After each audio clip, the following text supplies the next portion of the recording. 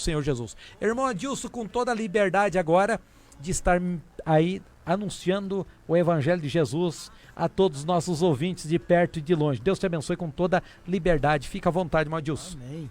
Glória a Deus, como foi dito de início, né, que Deus possa alcançar a vida de cada um, cada ouvinte que está assistindo essa programação. Como disse também no início, não é porque estamos aqui, no caso, a minha pessoa, é cada um que Deus tem usado, cada vaso que aqui tem vindo. Continue sempre firme, ouvindo, porque sabemos que nós somos ferramentas na mão de Deus, né? Ferramentas. A partir do momento que somos ferramentas na mão de Deus, temos que estar cientes que temos que estar sempre afiados, né? Sempre com uma ferramenta boa para o uso, para que, como sempre digo, o corte seja preciso, para que não erramos, vamos dizer assim, o alvo. Tem pessoas que, infelizmente, ao não meditar sobre esses assuntos, não afiar as suas ferramentas, acabam, infelizmente, né, dando, como se diz no provérbio popular do mundo, tiro no escuro, sem saber o que atingir. Então, vemos que através da palavra, ou seja, a espada que Deus nos deu, sendo a boca dele falando conosco, né, através dos seus profetas foi deixado, homens e mulheres, né, que foram escritas, ele tem falado com muitas pessoas. Então, o intuito, tanto de hoje como em outros dias que virão, é sempre anunciar o Evangelho àquele que esteja assistindo, né, e que precise. Todos precisamos, mas há pessoas que às vezes estão pensando em várias coisas que não agradam ao Senhor, ou quem sabe pensando em abandonar tudo, e ao assistir, quem sabe, uma live, né, de alguém sendo usado por Deus, ele acaba tendo uma transformação de vida e acaba mudando de ideia ou de direção, e a direção é para Jesus. A passagem do livro de Josué, capítulo 1, acredito que ela é muito conhecida dos amados leitores do Sagrada, e Deus depois essa passagem no coração.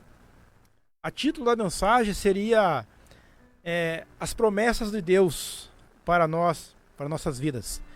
Ou seja, se são condicionais ou incondicionais. Há muitos que pensam, mas e como assim? Condicionais e incondicionais. Vamos ver sobre isso aí. Promessas de Deus, né? Promessas de Deus têm feito para mim e para você. Pois bem, o capítulo 1, versículo 6 nos diz assim: esforça-te e tem bom ânimo, porque tu farás a este povo herdar a terra que jurei a seus pais que lhes daria. Versículo 7. Também somente esforça-te e tem muito bom ânimo para teres o cuidado de fazer conforme a toda a lei que meu servo Moisés te ordenou. Dela não te desvias nem para a direita nem para a esquerda, para que prudentemente te conduzas por onde quer que andares. Versículo 8. Não se aparte da tua boca o livro desta lei, antes medita nela todo dia e noite, para que tenhas cuidado de fazer conforme a tudo quanto nela está escrito. Porque então farás prosperar o teu caminho e então prudentemente te conduzirás. Versículo 9, né? Não te mandei eu? Esforça-te e tem bom ânimo, não pasmes, nem te espantes, porque o Senhor teu Deus é contigo por onde quer que andares. Interessante esse finalzinho, por onde quer que andares, como foi dito um pouco antes. Eu sempre costumo dizer que Deus fala desde o início, principalmente nos cultos, né? Desde a hora da chegada, e por que não desde os lares, até a hora da palavra, e continua usando. E por que não também nesse meio de comunicação, né? Como dizíamos um pouco atrás sobre a questão dos motoristas que viajam tão longe, por onde quer que andares. Mas há algumas advertências e algumas promessas que, né, felizmente ou infelizmente, são condicionais e incondicionais. Mas para continuar, vamos falar sobre, quando se fala sobre lei, alguns misturam, mas lei? Como assim lei? Sabemos que Jesus, né, hoje vivemos pela graça. E alguns dizem, mas eu não vivo pela lei, nós vivemos pela graça. Tá bem. Há um grande perigo quando as pessoas acabam por se separar, ou seja, assim, vamos dizer assim, quando Pedro usa, por exemplo, a passagem de Atos Apóstolos, né? Lá em Atos Apóstolos 2:16, ele usa a texto de Joel, que derramaria o Espírito Santo sobre toda a criatura. Algumas passagens do Antigo Testamento, por exemplo, quando vemos lá em Mateus 5,17, que Jesus não veio abolir, mas cumprir, né, toda a lei, ou seja, toda a escritura, através dele. Então a lei foi feita em pedras, mas hoje está no coração do ser humano.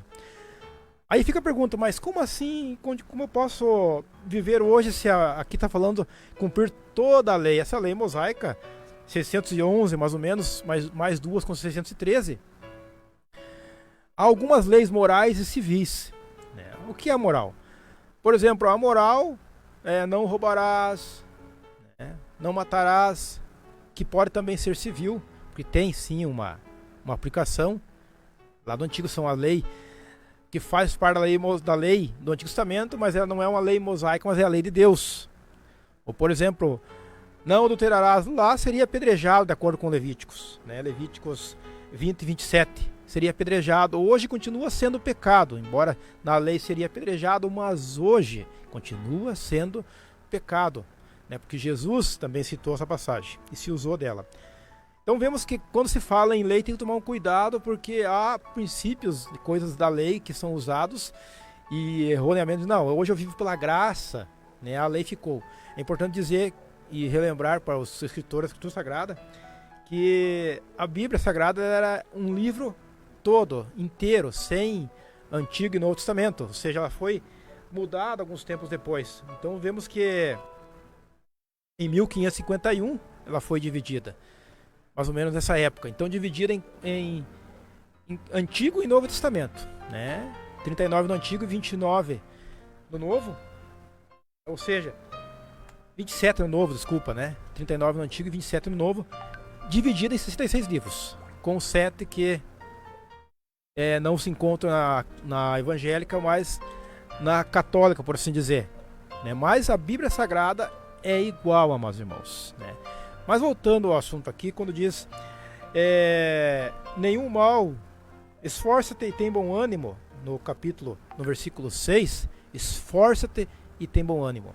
Em algumas aplicações, ela se aplica de numa Bíblia, por exemplo, algumas Bíblias têm a tradução diferente, seja forte e corajoso. Há algumas promessas, por exemplo, na Escritura Sagrada, em 2 Crônicas 7,14, que diz assim: se o meu povo, que se chama pelo meu nome, se humilhar e orar e buscar a minha face e se converter dos seus maus caminhos, eu ouvirei dos céus, perdoarei os seus pecados e sararei a sua terra.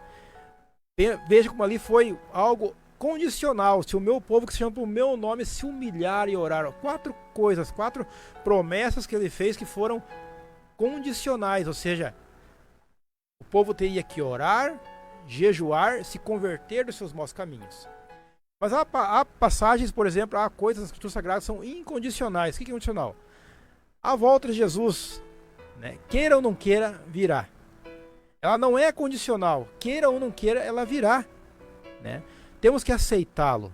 Isso é incondicional. Você tem que aceitá-lo, né? Ou seja, aceitá-lo como o único Salvador em sua vida. Aí já se torna condicional. Veja que há uma certa misturinha incondicional e condicional. Aí alguns pensam, mas então, como é que eu faço?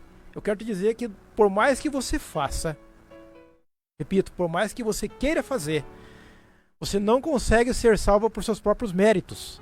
É somente em Jesus, porque ele sim veio na cruz do Calvário, cumprindo promessas feitas, né, em toda a Escritura Sagrada, desde o Antigo Testamento, se cumprindo em Jesus Cristo, morrendo por nós, e a promessa que ele virá buscar a sua igreja, né?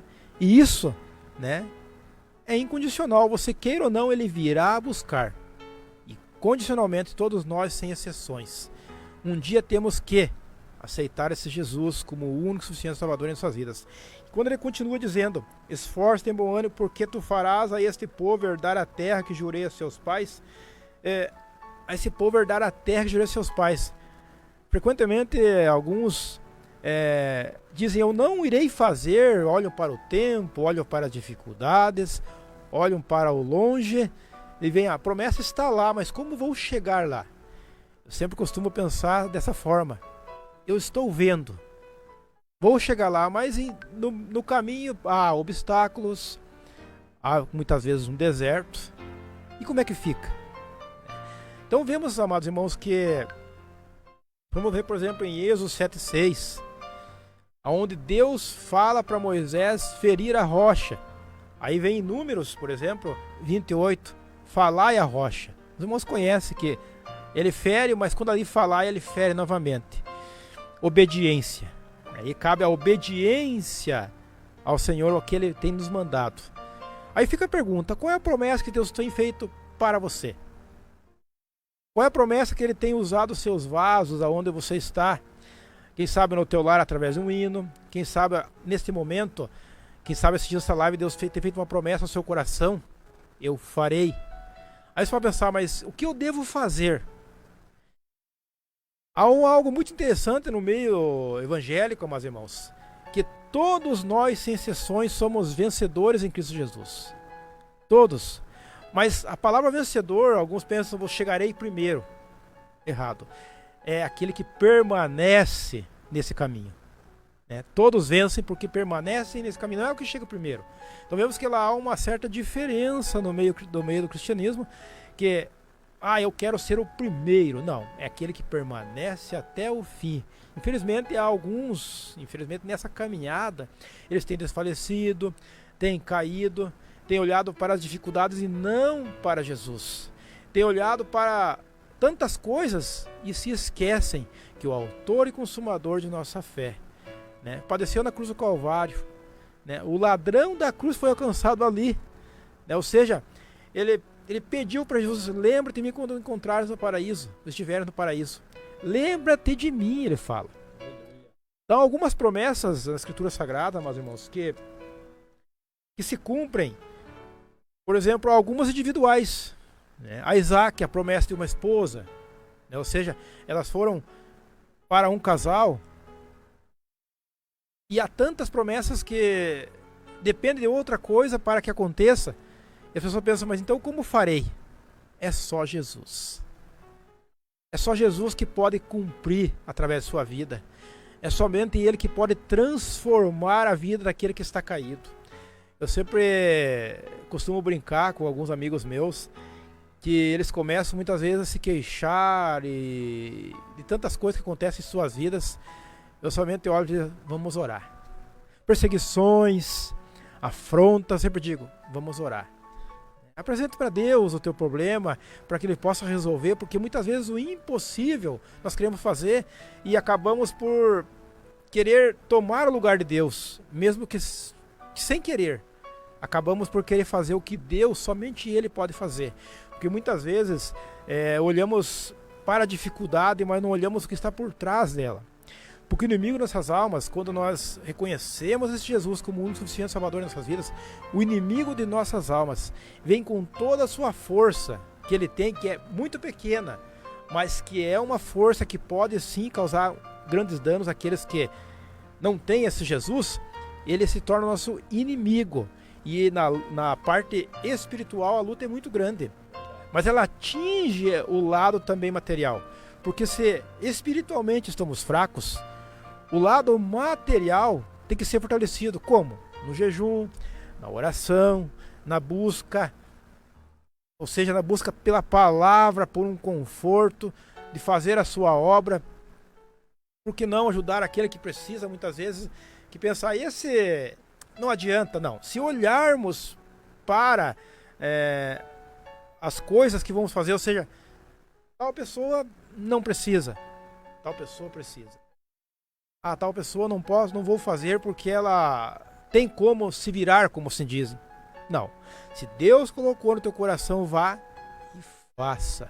Vá e fale. Por mais que a pessoa pareça estar bem. Eu sempre costumo dizer, algumas vezes, quando ganhei a oportunidade na igreja, que nós em cima vemos vários olhares, várias pessoas olhando para nós. Algumas sorrindo, algumas quietas.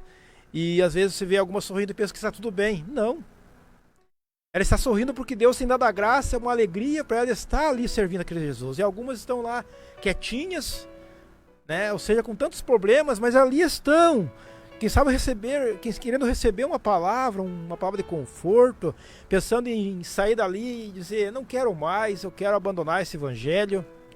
Então vemos vários rostos, mas Jesus conhece a cada coração, em cada vida, o que eles passaram para estar naquele dia, naquele momento ali. Deus preparou aquele momento, mas em seu dia tiveram que tomar decisões.